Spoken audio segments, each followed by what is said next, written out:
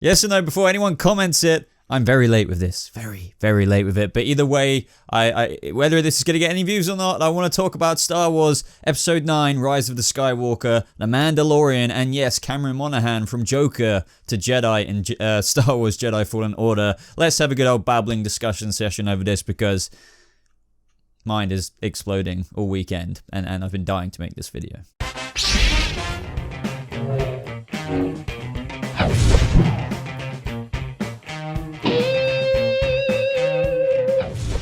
What is up, Skywalkers or Jedis, whatever you want to be called? Today, we are talking about all the stuff that I didn't talk about over the weekend, and I'm so late that this is practically not relevant. I'd be surprised if this breaks past 500 views, but honestly, I don't care about that. I'm actually gutted, to be honest, because Friday was the night when freaking Rise of the Skywalker trailer debuted at Star Wars Celebration, and that was the night where I was going out to celebrate a birthday party, and I was recovering all of Saturday and Sunday. I had a Titans video going up about Bruce Wayne on Saturday, but apart from that, I couldn't talk about Star Wars. No, but really, as I said in the intro, for those of you guys who still want to just hear my opinion, which I'm sure isn't a whole bunch of you, because I'm sure you've already checked out a shite ton of Star Wars breakdown videos, let's start, obviously, with Rise of the Skywalker first. Then I think I'll go on to Jedi Fallen Order briefly, because I know a lot of you are Cameron Monaghan fans, and you've been saying you wanted me to cover that.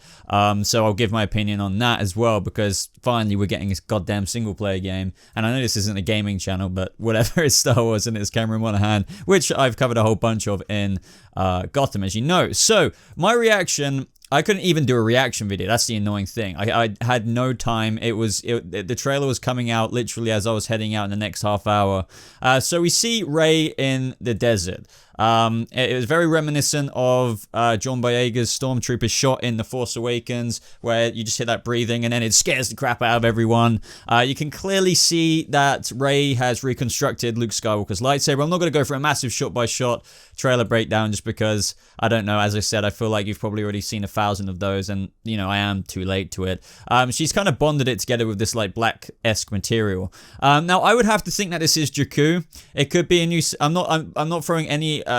theories out there. I have no idea if I'm correct, but I'm just saying what I believe is most likely, I guess. I think it might be Jakku, just based on what we freaking hear at the end of this trailer with freaking Palpatine, and there's talks of freaking Palpatine's laboratory on Jakku, and then mix that in with freaking Rey, and God knows what. Yeah, you may not know about that, but I think Jakku would be maybe more important, either that or Tatooine, but it looks like they might be going back to Jakku. I don't know. I don't know.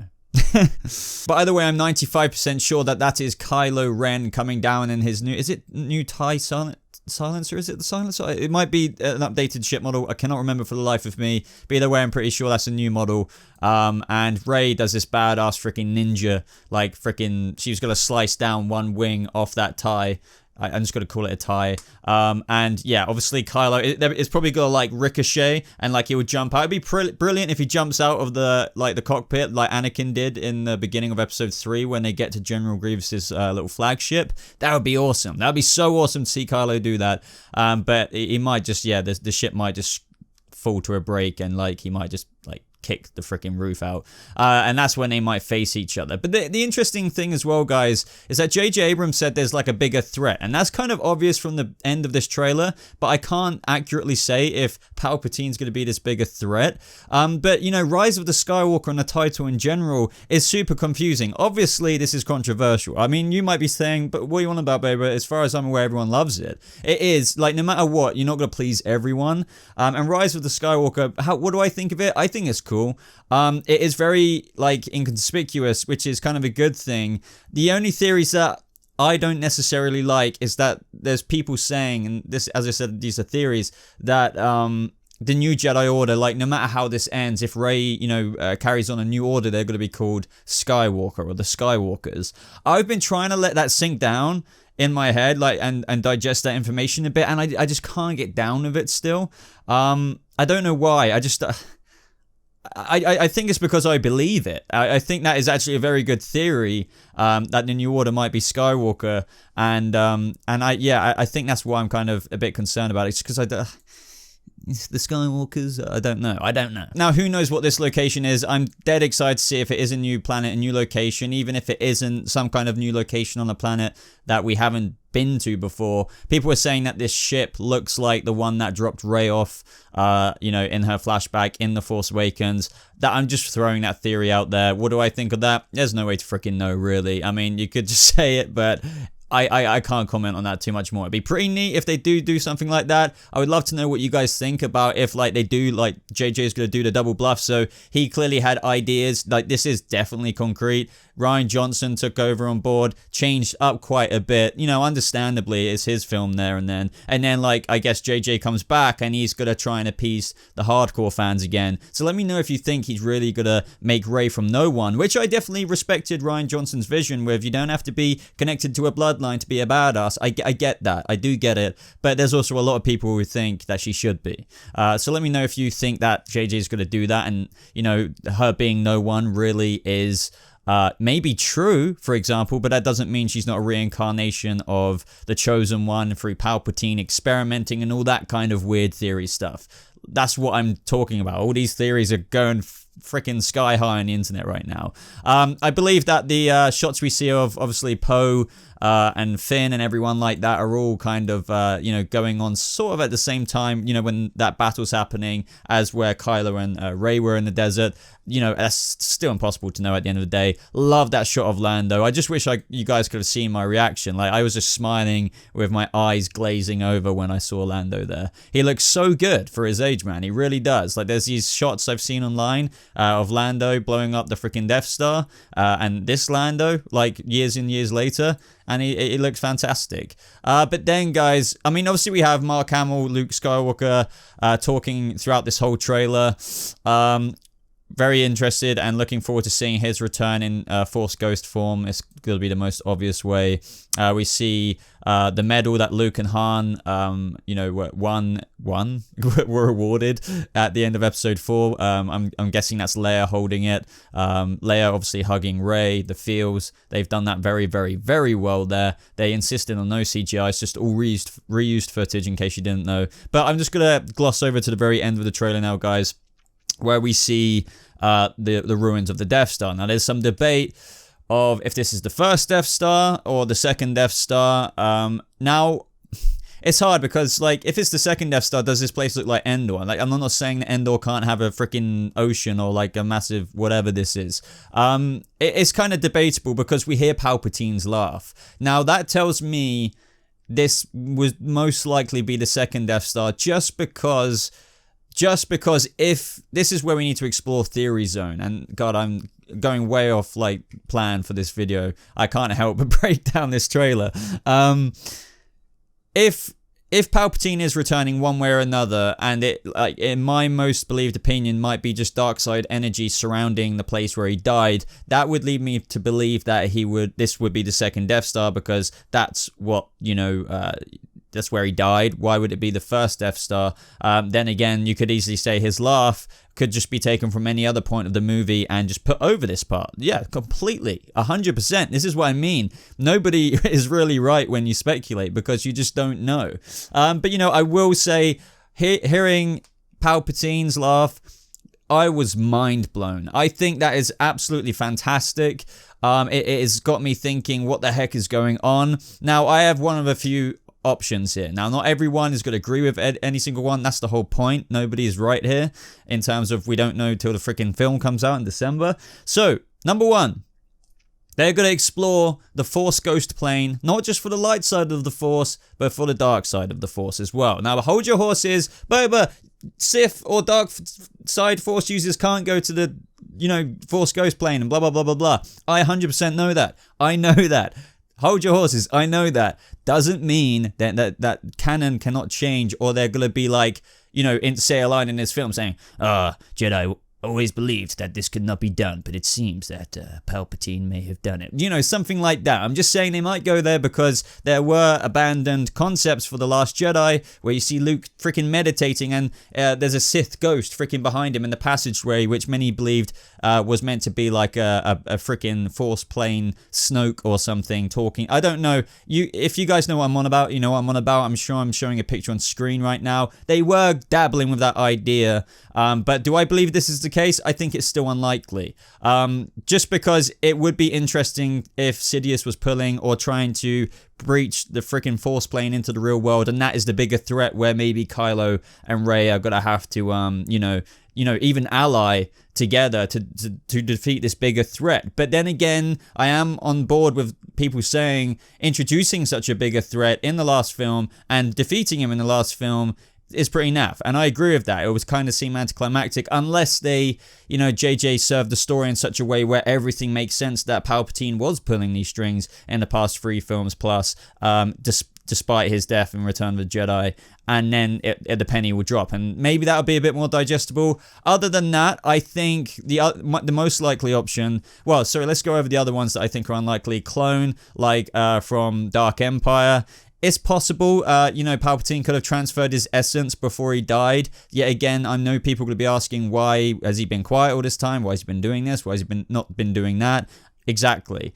Other than that, guys, I think that maybe if Rey and Finn and Poe, because this film will surround a lot of them not being split up, they're going to be going out together throughout most of the film, which is awesome. Everyone's going to have scenes together basically the whole time. They're obviously going to go to this Death Star. They're not just looking at it like, oh, what a nice, cool location. How cool is that? Like ruins of Death Star. They're probably going to go towards it. And a thing that's been explored in Legends, but not only Legends, but in canon as well. Sith can't go to the Force plane, Ghost freaking plane, and live on that way. But usually if they do die and you're powerful enough, you can leave like a dark side taint, if that makes sense, on your like most evil-esque place. For example, they were definitely insinuating that with Darth Vader's helmet and Kylo Ren in The Force Awakens. That's why Kylo said, show me again the power of the dark side, something like that. Exact same thing with someone as powerful as Sidious.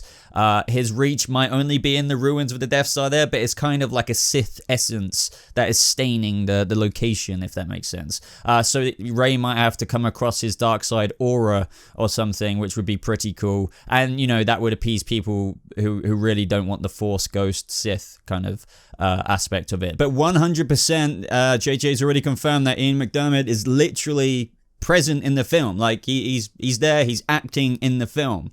So you just have to make your own mind up in terms of what your most favored theory is there. But I'm just going to end it there. I couldn't go into more detail because I really want to get onto the other stuff. I think this is very good tease. Obviously, trailers. I watched the Last Jedi so many times in theaters. I enjoyed it, but upon much retrospect, as much as I love the cinematic feel of Star Wars that Ryan nailed, I wasn't really on board with the story and the way, you get the whole jazz there. So I'm excited for this. Doesn't mean the movie is going to be absolutely mind-blowing. No, I'm not, going to get over my head there. But I am very happy that JJ is back on board because I do feel like he appeases the more, hardcore fan, not let the past die. Let's go back to some freaking, serious Force level shit. Do you know what I mean? That's what I feel like he gets more than Ryan was trying to, let the past die and let's forge something new. And I respect that too, but it just didn't go down with a lot of people, including myself. So guys, let's move on to Jedi Fallen Order. So that was a very cool reveal. Now, I'm not massively... This used to work for a lot of the gaming fans in the industry a while ago. Maybe it still does work for people, but I don't get massively hyped over just in-game engine trailers or just CGI trailers, just because, well, A, this is EA, and B, that doesn't mean a game's good. There's no gameplay or anything, but what I will say is the concept of this, and the trailer did look badass. It's about a freaking Jedi Padawan who was barely even a Padawan. He was in the temple and he was being trained, but barely trained at all, so he hasn't been stretching out those force power muscles in a while. And before you know it, Order 66 arrived in his time, very, very early on, and he's living a life on the run from the Empire, or just trying to keep his head down. down. And guess who's playing him? None other than Cameron Monaghan. Now, this is very poetic in the sense that Mark Hamill went from Jedi to Joker, and now Cameron Monaghan is going from Joker to Jedi. So this is just absolutely awesome. You guys know, obviously, I'm a huge Cameron Monaghan fan for his works in Gotham. Personally, I haven't watched Shameless or anything like that, but I know him well enough in terms of his work that him playing the main character in this game is freaking phenomenal. Now, what I will say, despite not being an EA fan at all, like, I think it's very obvious why. Yes, Star Wars Battlefront 2 now is like playable and you can like have a good time with it, I guess, but I'm not going to go into the backstory there. But you know, it is a single player game, no loot boxes, no multiplayer. They have finally listened and made a single player game. So don't get me wrong, I do get it, but I'm just not going to overhype this until we see some gameplay. It is developed by Respawn, so I am very, very excited for that. They have, you know, I did watch the panel and, you know, them saying things like they spent a year nailing down the world and the premise and the characters before even, you know, going into proper production, nailing down the idea behind Cameron Monaghan's Jedi himself, who is called Cal, is it Cal? Bottom line though, I am very excited about playing a single player Star Wars experience, even though it's from EA, but, you know, developed by Respawn. And I'm not going to let my EA taint this, if you will, because it is a single player game. And, you know, if it's single player, then it's going to be single player. That's what I want. And it's Star Wars. And it's following post Revenge of the Sith when the Empire is at the goddamn peak of its power. So very happy about that. Very looking forward to a very heavily concentrated story with Mr. Monaghan, who's playing that young Padawan learner on the run. I'm looking forward to lots of Easter eggs in that, and who knows, maybe I can play it a little bit on another channel, or maybe live stream, I don't know. But let's move on to The Mandalorian, guys, because I wanted to talk about this very briefly, because I do plan on actually doing videos on The Mandalorian on Disney's streaming service when it comes out. Now, I am very excited for this. If you didn't know already, there is a trailer that they did show at Star Wars Celebration, but they didn't let the live stream audience know about it. You know, but they just showed it to the guys there, but it has leaked online, so you can check it out. I'm sure you're seeing photos on the screen right now. The panel was amazing. The way they're filming this is absolutely incredible. For example, the character's main ship, the Razor Crest, is a practical model. There's no, like, obviously they overlay it with effects and stuff like that, but they're doing this very authentically. It's going to be this must have cost so much money to make. They've described it as a very kind of westerny, kind of Clint Eastwood kind of portrayal, like this Mandalorian. He is kind of been known as Mandalorian, or like Mando, or like, you know, throughout the series, but he does have a name, but most people just know him as the Mandalorian, if you know what I mean. Some people don't like that. I dig it. I'm sure we will find out his actual name, but he's just like freaking Mandalorian, if you know what I mean. So, you know, we're going to see some very Star Wars-esque stuff, obviously with new planets, new aliens, starships, all that kind of stuff. The production that you're just seeing on screen right now, guys, is just stealing my heart away anyway. It looks freaking amazing. So I will 100% be covering this, guys. Hopefully this will bring out my, you know, inner passion for Star Wars that a lot of you don't see. Honestly, I'm actually a bigger Star Wars fan than DC or Marvel. How did I end up making this channel then? I don't know how it ended up on DC over Star Wars, but you will hopefully see a lot more of my love and passion for that franchise. And which is something I always wanted to plan for this channel in the first place, for it to be a bit more diverse than just the Arrowverse or like DC, you know. But it's just so hard to make so many videos on different franchises, you know, whilst doing other things at the same time. But I would love to know your thoughts, guys, down in the comments below on absolutely everything I discussed in this video. I know this was very late. I hope you enjoyed it anyway, just hearing my opinions. I probably forgot to talk about something because, you know, I did want to squeeze quite a few things into one video. If you want to know an answer to one of the questions you may be wondering about, just ask me in the comments below and I'll try and get back to you regarding any Star Wars theories on the trailer, regarding Fallen Order with Cameron Monaghan, or The Mandalorian itself. But thank you so much for watching, guys. I hope you have a lovely rest of your day, and I'll see you Jedis or Sith in the next video. Goodbye.